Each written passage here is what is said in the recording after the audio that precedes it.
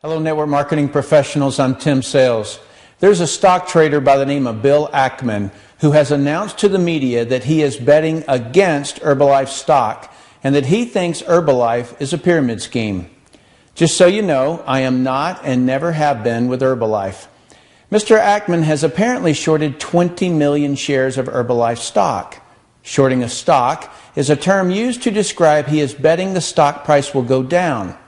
If the stock price moves down $1, Bill Ackman makes $20 million.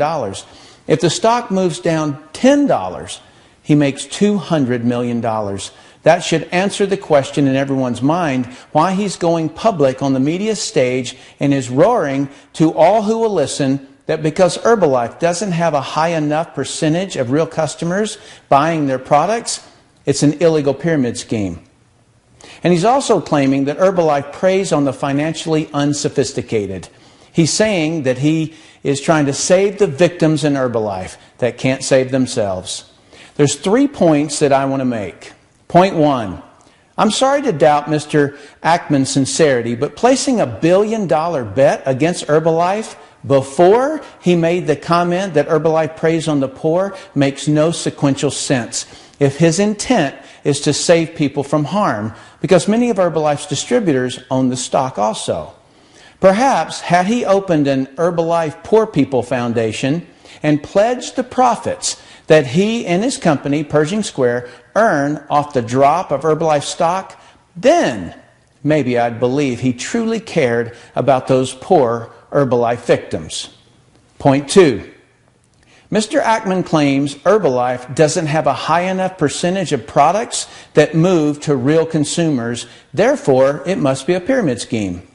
The thing I want everyone in the network marketing industry to understand is that a stock trader, including Mr. Ackman, has 0% of their profits that come from real products sold to a real consumer. Obviously, a stock trader's business model is different, but at a fundamental level, Mr. Ackman is criticizing Herbalife distributors for not selling enough products to retail customers, yet stock traders sell no products. I think this is a case of the pot calling the kettle black. Point 3. Concerning Mr. Ackman's comment that Herbalife targets the financially unsophisticated, I would have been his definition of financially unsophisticated. Because when I joined MLM, I was in the military earning under $20,000 a year. I think my lack of financial sophistication prohibits me from understanding investments the way that he sees them. To me, an investment, to be a good investment, always requires someone to pay more for it. This is true in stocks, real estate, coins, paintings. When there are no more people willing to pay a higher price, the price of the investment collapses, and everyone other than the sophisticated trader who sold out at the top loses some or all of their money. I want you to think about something. When a stock trader buys a stock and later sees it selling off and wants to lock in his profits or prevent further losses, who does he sell his shares to? The people who buy the shares near the top in the stock trading industry are known as the cattle and sheep. Without the cattle and sheep, the sophisticated trader would have no one to dump his shares on. I see it as heartless guy must find dumb guy to dump his shares on. The only exception to my views of investments is when someone holding the asset adds some kind of value to it, like buying land and building a house on it and then reselling it. But as a stock trader, there is no added value. If you buy Apple stock, you don't better Apple's products. You don't invent new products. You don't hire and train staff, nor do you help Apple write an advertisement and sell more widgets. You just buy something and look for a dumber person to buy it at a higher price, who will then try to find an even dumber person until eventually the owner of the asset can't find any dumber people to buy it. Then he realizes he's the dumbest of them all.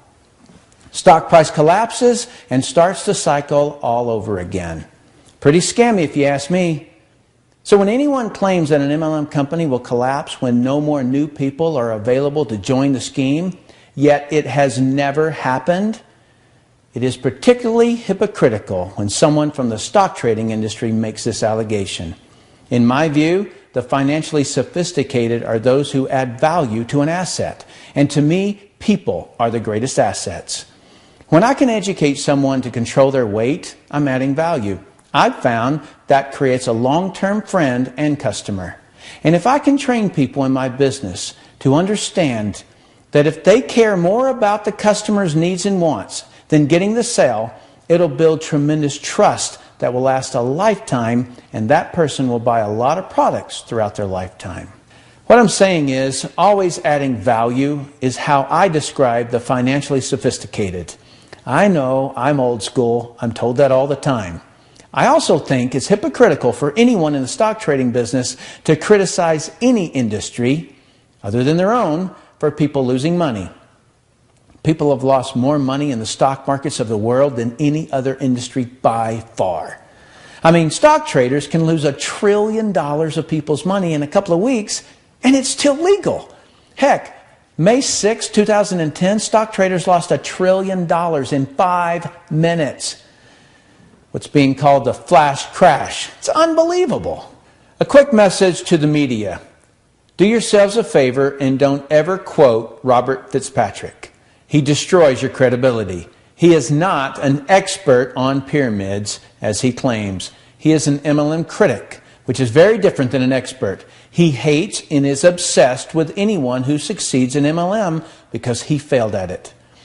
That he won't accept MLM as being legal, he has total disobedience and disregard for established law. Every problem in the industry that he brings up, I could discredit with undeniable facts in seconds. The only people who fall for his fabrications and out-of-context statements are people who know nothing about MLM, pyramids, and Ponzi schemes.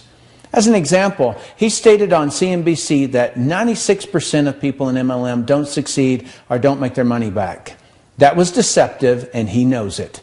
He didn't factor in people who upgrade from customer to distributor so they can get the products at wholesale. He also doesn't compare that statistic to any other comparable industries. Mr. Fitzpatrick should become an advocate of something instead of a critic of something. Start an industry where 96% succeed in it, and maybe I'll join you. Journalists and the media need to understand something. The MLM industry has been around for over 50 years. There are approximately 74 million people involved at some level. Over 70% of the U.S. population has bought a product from us. Maybe 40 years ago you could break a news story about someone being deceived by an MLM company. But there is no breaking story here. The public already knows about MLM, and the government already regulates MLM. The media has ganged up on and attacked the multi-level marketing industry about every 3 to 5 years. But their content used in the attacks has not changed in 50 years. It's the same old stuff. What they accuse each company they attack of is what the Federal Trade Commission sued Amway for 35 years ago and lost. One of the facts that came out of that suit, which is never mentioned in the media, was that Amway proved that people lower in the ranks did in fact make more money than people higher in the ranks. When you know this fact, it's impossible to attach the word pyramid to the MLM structure. Because a pyramid scheme is each level earning less. Therefore, the people at the top are making all the money. And in MLM, I don't know a single company, and I know hundreds, where the first person in the business is making the most money. Also, if you're in the media and give a statistic of the MLM industry, please compare it to a similar industry. Otherwise, it becomes very obvious you're writing a biased story. My point is, between the media attacking and the government regulating us, if we had any skeletons in our closet, they've been sitting on the front porch for 50 years, and the government has already regulated those behaviors. So journalists, there's only one media story left to tell about the MLM industry. How can an industry so heavily regulated and so unfairly attacked continue to grow? We're not hurting people in MLM any more than any other industry is hurting people. In a large survey of people active and not active in our industry, it was found 91% of direct sellers had their expectation of a business met or exceeded. So the majority of our people are happy. If that same person who started in MLM instead started selling real estate or insurance or started trading stocks, started an internet business, started a diet, or started trying to quit a bad habit, just as many people would fail. Since no one else is willing to confront the elephant in the room, I will. The overwhelming majority of everyone fails at everything. That is fact, and it sucks. The reason that I am in the multi-level marketing industry and in no other industry is because, at least in our industry, there are a minimum of 3 to 4 levels of people who have a financial interest in this person's success. And to that end, we do countless training meetings to educate them. We do social events that increase their perseverance. We even stack new people and customers under them to increase their confidence and their bonus checks. You will not find a more selfless group of leaders anywhere. I was one of those who probably would have failed had I not had that kind of support. So I am forever indebted to this industry. MLM is not a perfect industry, and I have never claimed it to be so. But when I compare each industry that someone could earn good money in, be it franchise, be it traditional business, be it stock trading, MLM always wins because of the lower startup costs and infrastructure of support and training. I want the MLM industry better than it is now. I'm working on training methods and techniques to better the statistics of us. But until someone in every industry takes responsibility for your own industry's poor statistics, don't cut MLM down, because every industry that has a high income potential has pretty much the same failure rates. Truthfully, I don't have anything against the stock trading industry or investments. If everyone in your industry knows the rules of engagement, go at it. All I've tried to show here is that from an outsider looking in, any industry can have a little scamminess to it. It's no different in MLM. We're not trying to deceive or scam anyone. To all network marketers, support Herbalife. Don't criticize them. Also, get a lot of customers. As you can see, by not doing so, it opens us up for attacks. To Herbalife distributors, don't you dare let the Wall Street fat cats derail your business. What Bill Ackman hopes is that the media attack he has delivered on Herbalife will cause you to reduce your efforts.